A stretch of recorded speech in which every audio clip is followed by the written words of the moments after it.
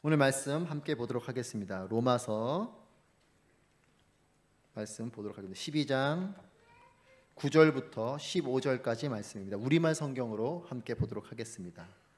우리말 성경 로마서 12장 9절부터 15절 말씀 한 절씩 교독하겠습니다. 제가 먼저 읽겠습니다. 사랑에는 거짓이 없어야 합니다. 악한 것을 미워하고 선한 것을 붙드십시오.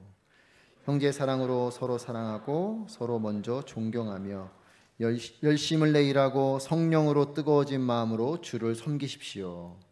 소망 가운데 기뻐하고 환난 가운데 참으며 기도에 항상 힘쓰십시오. 성도들의 쓸 것을 공급하고 나그네를 대접하는 일에 힘쓰십시오. 여러분을 핍박하는 사람들을 축복하십시오. 축복하고 저주하지 마십시오. 함께 있습니다. 기뻐하는 사람들과 함께 기뻐하고 우는 사람들과 함께 우십시오. 아멘. 우리가 로마서 12장 1절부터 8절 말씀을 조금 오래전에 말씀을 나눴죠. 그래서 기억이 가물하실 것 같은데 다시 한번 짧게 말씀을 드리면 로마서는 11장까지 복음에 대해서 설명을 하고 있습니다.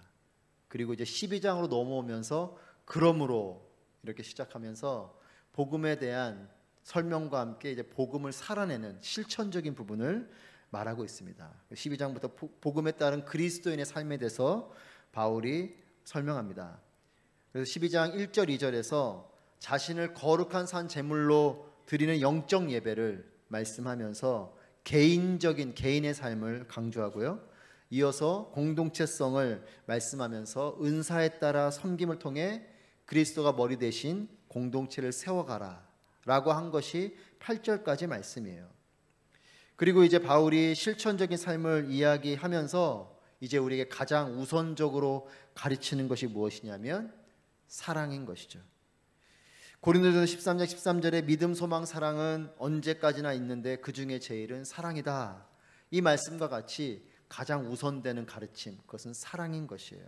그래서 오늘 9절부터 해서 사랑에 대해서 말씀을 합니다. 여러분, 복음은 복된 소식이죠.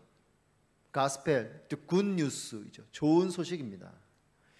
여러분, 이 소식이 무엇이 복되다라는 것일까? 이 복된 소식은 다르게 말하면 이 복음은 하나님의 우리를 향한 사랑의 이야기인 거죠. 하나님이 세상을 이처럼 사랑하사 독생자를 주셨으니 이렇게 말씀하시죠. 창조도 하나님의 사랑 때문에 이루어진 것이요 구원도 하나님의 사랑 때문에 이루어진 것이죠. 그러니까 역사는 하나님의 이야기, His story는 결국 하나님의 사랑 이야기인 것이에요. 제가 노래를 잘 못하지만 여러분 주일학교 때 부르셨던 노래 찬양 기억하십니까? 아름다운 이야기가 있네, 구세주의 사랑 이야기. 하나님의 할렐루야. 제 전곡을 부르고 싶지만 전 노래 잘 못해서 그래, 하나님의 사랑 이야기. 여러분, 이것이 구원의 이야기이고 이것이 복음인 거죠. 여러분, 그래서 복음은 사랑의 이야기를 알게 되는 것이에요. 그렇기 때문에 복음을 이해하고 복음에 사로잡힌 사람의 가장 우선되는 삶, 그리고 가장 우선되는 변화는 무엇이냐면 사랑인 것이에요. 왜냐하면 사랑의 이야기를 들었기 때문에, 그 사랑이 들어왔기 때문에 그 사랑이 그 안에서 일을 하는 거죠. 바울은 그래서 이렇게 권면합니다. 우리 9절 말씀 같이 읽습니다. 시작.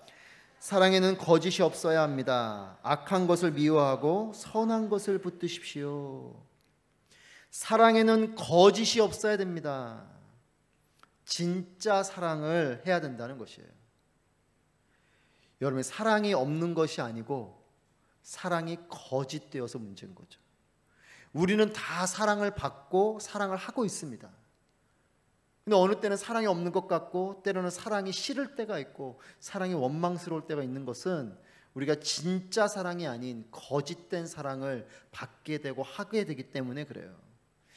여러분, 요즘 드라마를 보면 특별히 막장 드라마 같은 경우 보면 수많은 난무한 사랑의 이야기들이 있지만 그 사랑의 이야기들이 다 사람을 상처 주고 의심하게 하고 괴롭히고 힘들게 하는 사랑의 이야기, 그 이야기로 사람들을 자극하면서 계속적으로 이야기를 써내려가는 이런 드라마들이 많지 않습니까? 여러분, 참된 사랑은 선한 것이에요. 참된 사랑은 아름답고 사람을 살게 하는 것입니다. 그래서 바울이 사랑에는 거짓이 없어야 된다고 말하면서 악한 것을 미워하고 선한 것을 붙들라라고 말하는 것이에요. 여러분, 사랑에 속고 또 사랑으로 속이기 때문에 세상이 악해지는 것이죠. 참된 사랑이 아닌 거짓된 사랑이 우리를 괴롭게 하는 것입니다. 여러분, 그러면 진짜 사랑, 여기 말하는 거짓이 없는 사랑을 우리가 만나려면 어떻게 해야 되겠습니까? 진짜를 만나봐야 구별할 수 있는 것이에요. 여러분, 거짓된 것만 경험한 사람은 진짜를 알 수 없습니다. 모든 게 진짜 같아요. 하지만 정말 진짜 오리지널을 경험한 사람은 거짓된 게 구별이 되기 시작합니다. 정말 온전한 것을 맛본 사람은요, 그것을 왜곡시킨 잘못된 맛을 알게 돼요. 구별할 수 있어요. 근데 우리가 잠깐만 거짓된 사랑, 잘못된 사랑만 경험하니까 그 잘못된 사랑이 진짜 사랑 같은 거예요. 상처 주는 사랑이, 집착하는 사랑이, 괴롭히는 사랑이, 착취하는 사랑이, 이 거짓된 사랑들이 다 진짜 사랑처럼 느껴지는 거라고요. 그리고 우리도 그런 사랑을 또 하게 되는 거죠. 그래서 내가 상처받고 세상 가운데 상처를 주는 겁니다. 여러분, 그러면 이 진짜 사랑을 만나야 되는데 이 진짜 사랑이 무엇이겠습니까? 하나님의 사랑인 거죠. 성경은 말합니다. 하나님은 사랑이시다. 하나님은 사랑 그 자체로 표현하고 있어요. 그러니까 하나님을 경험한다는 건 무엇이에요? 하나님의 사랑을 경험하는 거죠. 창조가 감격이 되는 것은 왜 그렇습니까? 그 창조를 하신 하나님의 사랑을 만나기 때문에 감격이 되는 거죠. 구원이 우리에게 기쁩니까? 우리를 구원하신 놀라운 하나님의 사랑을 알게 되기 때문에 감격하게 되는 거죠. 여러분, 진짜 사랑인 하나님의 사랑을 경험하게 되시는 여러분 되시길 축복합니다. 그리고 여러분도 그 진짜 사랑을 하게 되시길 축복해요. 내가 사랑을 하려면, 진짜 사랑을 하려면 진짜 사랑을 경험하셔야 돼요. 저는 여러분들에게 권면합니다. 진짜 사랑을 만나, 하나님 사랑을 만난 사람들을 만나게 되시길 축복합니다. 우리 대학부 지체들인데 축복합니다. 하나님 사랑을 경험한 사람들을 만나서 결혼하십시오. 아멘 안 하시는데. 그리고 여러분이 그런 사랑을 만난 사람들 되게 축복합니다. 그 사람들이 와, 그 사람 만났더니 좋더라, 이런 게 있어야 돼요. 그 사람 만났더니 괴롭더라, 이러면 안 돼요. 하나님 사랑을 만난 사람을 나도 만나야 되고, 내가 하나님 만난 사람이 돼서 나를 만난 사람이 또한 그것을 기뻐하는 이런 일들이 있어야 되는 거죠. 저는 2023년 한 해가 여러분들에게 이 놀란 하나님의 진짜 사랑을 경험하게 되는 우리 모두가 되길 축복합니다. 우리 11절 말씀 같이 읽겠습니다. 시작. 열심을 내 일하고 성령으로 뜨거워진 마음으로 주를 섬기십시오. 여러분, 11절 말씀을 한마디로 말하면 뭘까요? 열심을 내서 일하고 성령으로 뜨거워진 마음으로 주를 섬겨라. 표면적으로 보면 사역 같은 게 들어오겠죠. 하지만 우리가 하는 모든 일을 말하는 것이에요. 내가 하는 그 모든 일 속에 열심을 내라는 것이에요. 그래서 성령으로 뜨거워진 마음으로 주님을 섬기듯이 또 주님을 그렇게 섬기는 그런 일을 하라는 겁니다. 여러분, 여기 우리 오래된 사역하시는 분들이 많고 또 제가 사역을 지금 권면해드리는 분들도 많이 계신데, 여러분, 사역보다 우선되는 건 뭐냐면 사랑이에요. 우리의 사역이 왜 힘든가? 사랑 없이 일을 하니까 그래요. 여러분, 누군가를 우리가 정말 뜨겁게 사랑할 때, 뭐 예전에 여러분 뜨겁게 사랑했던 분을 생각하셔도 좋고, 네, 그분이 지금 옆에 계신 분이길 바라고 그런 것도 좋고, 또 우리 자녀들에 대한 것도 마찬가지일 거예요. 누군가를 정말 사랑하면 여러분 열심 내는 거는 쉬운 일이죠. 제가 아는 목사님이 본인이 예전에 그 연애했던 이야기를 해주면서 집이, 본인 집은 분당이었고 사모님 집은 저기 김포공항 쪽이었대요. 서울 지리를 아시는 분들 이 거리가 얼마인지 아시겠죠? 거의 동에서 서울 오시는 거예요. 근데 그 길을 뭐 청년부 사역할 때니까 밤늦게 끝나요. 그래도 뭐 1시여도 뭐 새벽 2시여도 가는 겁니다. 와, 대단하다 그랬어요. 그럼 제가 물었죠. 그럼 지금은 어떻습니까? 그게 뭐 목사님만의 얘기겠습니까? 뭐 저도 그럴 것이고, 우리가 누군가를 정말 뜨겁게 사랑할 때는 열심 내는 일이 쉬운 일이에요. 근데 사랑이 식어가니까 열심을 내는 게 힘든 거죠. 여러분, 상대방이 나를 힘들게 하는 것 같지만 사실은 그 상대방은, 그 일은 원래 그랬어요. 그 사람 원래 그런 사람이고 그 일은 원래 그런 일이었던 거예요. 그 사람에 대한, 그 일에 대한 내 사랑이 변하고 있는 건지 모릅니다. 예전에 사랑이 컸기 때문에 용납이 됐지만 이 사랑이 점점 줄어들면서 나를 더 사랑하게 되고 이기적이 되고 하면서 그 사람도 힘들고 그 일도 힘들고 그렇게 되는 거죠. 여러분, 내 사랑이 달라진 것은 아닌가 한번 돌아보게 됩니다. 여러분, 그렇기 때문에 첫사랑을 회복하게 되시기를 축복합니다. 배우자를 향해서도, 사람을 향해서도, 또 하나님을 향해서도 내가 처음 사랑했던 그 첫사랑을 우리가 회복한다면 우리의 마음에는 열심이 생기게 되는 겁니다. 상대방을 향한 사랑을 통해서 기적이 일어나는 것이에요. 용서도 일어나고요, 회복도 일어나고요, 그 사람을 향해서 비전도 생기는 겁니다. 여러분, 자녀들을 향한 사랑을 크게 가지십시오. 그런 비전이 생기는 거예요. 여러분, 그리고 주님을 향한 사랑을 품은 사람이 성령께서 임하시는 삶이 되는 겁니다. 내가 앉아서 성령님 오십시오, 오십시오 하고 한다고 성령님 오시지 않아요. 하나님 사랑하는 마음으로 하나님을 바라보며 믿음을 가지고 있으면 성령이 오시는 거예요. 성령도 사랑을 통해 오는 것이요, 사람도 사랑을 통해서 변화가 일어나는 겁니다. 사랑을 품으면 열심히 생기는 것이에요. 그래서 여러분, 사역을 하기 전에 사랑을 하십시오. 교회를 사랑하면, 또 지체를 사랑하면 섬기는 그 일을 하게 되는 겁니다. 여러분, 참된 사랑을 품은 사람, 그러면 이 사람에게 어떤 일이 있냐면 변화가 있고요, 능력이 생기게 됩니다. 12절 13절 말씀 같이 읽겠습니다. 시작. 소망 가운데 기뻐하고 환난 가운데 참으며 기도에 항상 힘쓰십시오. 성도들의 쓸 것을 공급하고 나그네를 대접하는 일에 힘쓰십시오. 여러분, 참된 사랑을 품은 사람에게는 네 가지 변화와 능력이 생기게 되는데, 첫 번째는 뭐냐면 기쁨의 사람이 된다는 것이에요. 소망 가운데 기뻐한다. 여러분, 기쁨에는 이유가 있어요. 내가 뭔가 기쁠 때는 그냥 기뻐하지 않습니다. 그냥 기뻐하는 건 좀 이상한 사람이죠.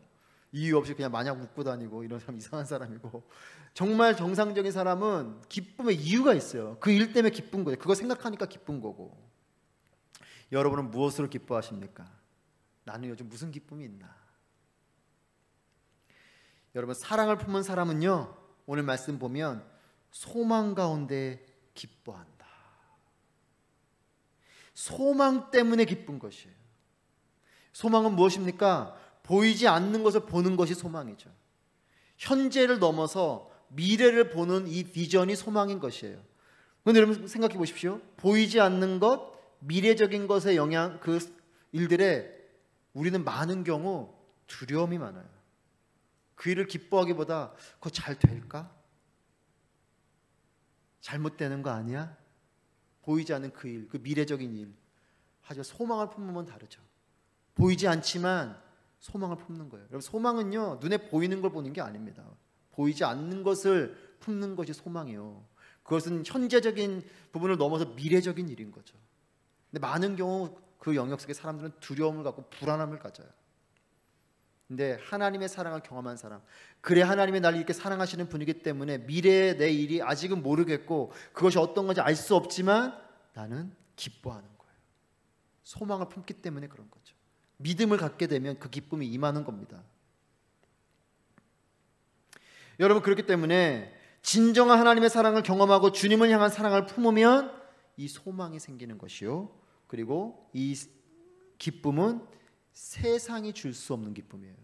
세상은 눈에 보이는 것으로 기쁨을 이야기합니다. 그 세속적인 가치를 가지고 우리에게 기쁨을 이야기해요. 하지만 세상적인 것이 아닌 하늘의 기쁨은 세속적인 기준이 아니고 하나님의 기준인 것이죠. 그래서 하나님 사랑을 만나면 기쁨을 갖게 되는 것이에요. 기뻐지는 거죠. 두 번째로 어떤 변화 능력이 일어나냐면 인내의 사람이 되는 것입니다. 환난 가운데 참으며. 여러분, 이것은 가벼운 인내가 아니죠. 어떤 인내입니까? 환난 가운데 품은 인내예요. 여러분, 수많은 순교자들이 이런 사람들인 거죠. 환난 가운데도 인내하며, 그렇게 인내하다가 결국은 그 인내를 한계를 넘으면서 죽음을 맞이하게 된 사람들이 순교자들이지 않습니까? 여러분, 그런데 보십시오. 이 순교자들이 그러면 이런 고통 가운데 무딘 사람들이냐는 거예요. 우리보다 통점이 없어서 고통을 덜 느꼈던 것일까? 또는 인내심이 많은 사람들이어서 뭔가 잘 견뎌냈던 사람들일까? 저는 그렇게 생각하지 않습니다. 우리와 같이 통증을 느끼고 고통을 느끼는 사람이요, 우리와 같이 인내심이 없는 힘겨움을 느끼는 사람이라고 저는 믿어요. 똑같은 거죠. 근데 그들은 어떻게 순교했을까? 그들이 고통이 무딘 사람들이거나 인내심이 많은 사람들이 아니라 사랑이 많은 사람들이었던 거예요. 그 고통보다 하나님이 더 사랑하는 거죠. 여러분, 자녀들을 위해서 희생하시는 여러분들, 딴 사람 위해서는 그렇게 못해도 자녀를 위해서는 할 수 있는 거죠. 사랑이 크면 인내하게 됩니다. 사랑이 들어오면 인내의 사람이 돼요. 세 번째로, 사랑이 들어오면 기도의 사람이 됩니다. 기도에 항상 힘쓰십시오, 이렇게 말하죠. 여러분들이 권면합니다. 기도를 열심히 하려고 하지 마시고 열심히 사랑하려고 하십시오. 사랑하면 기도하게 됩니다. 내가 기도하는 대상이 내가 사랑하는 대상인 것이에요. 여러분, 요즘 무엇을 기도하십니까? 그 기도의 대상이 내가 사랑하는 대상이에요. 내가 기도하는 그 사람이 내가 사랑하는 사람이요, 내가 기도하는 그 일이 내가 사랑하는 일인 것입니다. 기도가 힘겨운 건 왜 그렇습니까? 사랑이 없기 때문에 그래요. 사랑하지 않는데 기도하라 그러니까 기도가 힘든 거죠. 사랑하면 기도하라 하지 않아도 기도합니다. 여기 계신 부모님들, 자녀를 위해서 기도 안 하시는 분이 계시겠습니까? 다 우리 부모님들은 자녀를 위해 기도하죠. 누가 시켜서 합니까? 그냥 하는 거예요. 사랑하니까.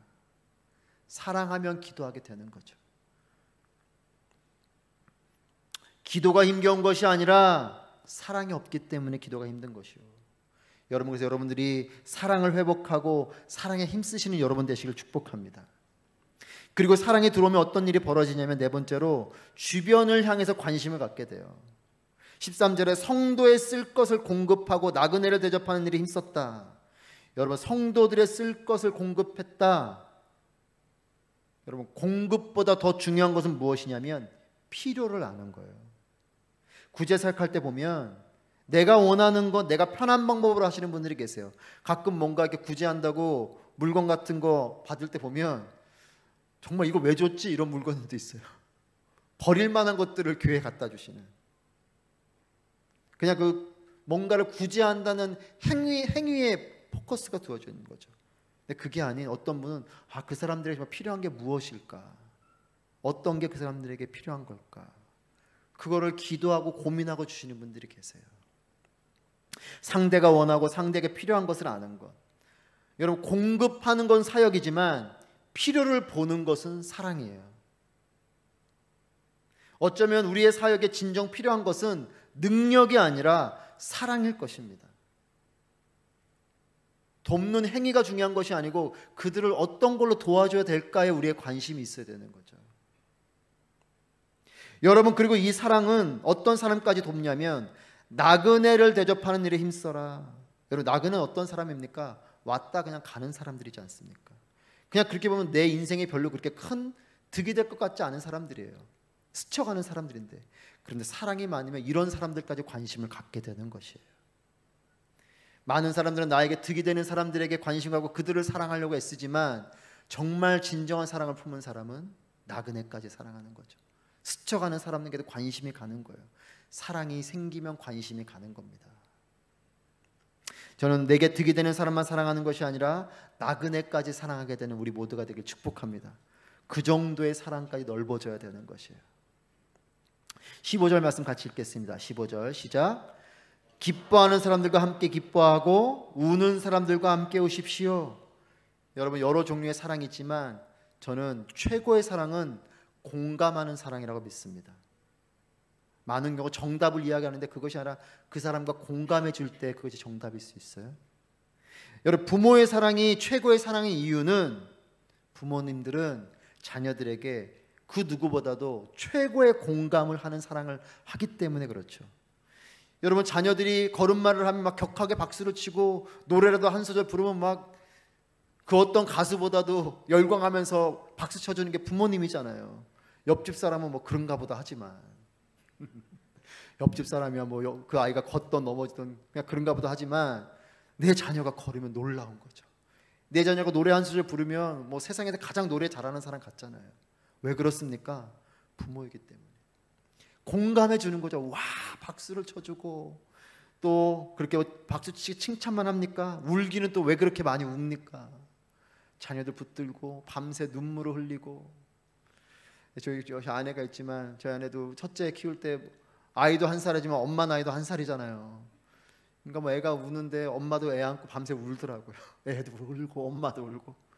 부모님이니까 같이 우는 거예요. 공감하는 거죠. 아이의 그 아픔에, 아이의 그 고통에. 여러분, 그래서 부모의 사랑이 위대한 거지 않습니까? 여러분, 부모가 훌륭한 것이 아니고 부모를 그렇게 만드는 부모님의 사랑이 위대한 거죠. 부모라는 저도 부모지만 사람 자체를 보면 부족한데 이 부모님이 가지고 있는 이 사랑이 위대하지 않습니까? 사랑 때문에 웃고 사랑 때문에 우는 거죠. 함께 기뻐하고 함께 우는 것은 사랑이 있어야 되는 거예요. 여러분, 2023년 이제 새해가 밝았고요. 무엇보다 여러분들에게 권면하고 축복하는 것은 올 한 해가 사랑을 깊이 있게 만나는 한 해가 되길 축복합니다. 길이요, 진리요, 생명이요, 이 새 예수님의 정체성은 무엇과 만나는가? 사랑과 만나는 거예요. 이 놀라운 사랑을 만나는 한 해가 되길 축복합니다. 사랑은 채워져야 할 수 있는 거예요. 은행 잔고에 돈이 있어야 내가 돈을 쓸 수 있는 것처럼 사랑은요, 채워져야 하는 거예요.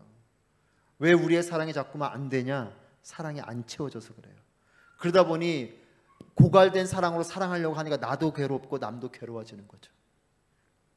사랑이라는 이름으로 같이 파산하는 겁니다. 여러분들의 사랑의 계좌에 사랑을 채우십시오. 하나님 사랑이 채워져야 사랑할 수 있는 거예요. 올 한 해 하나님의 사랑으로 풍성히 채워지는 여러분들에게 축복하고, 그래서 그 사랑으로 이웃도 사랑하고 하나님도 사랑하는 그런 우리 모두가 되기를 바랍니다. 함께 기뻐하고 함께 우는, 그래서 세상을 춤추게 하고 세상을 살게 하는 아부다비 온누리교회와 여러분 한 분 한 분이 되기를 주님의 이름으로 축복합니다. 기도하겠습니다. 살아계신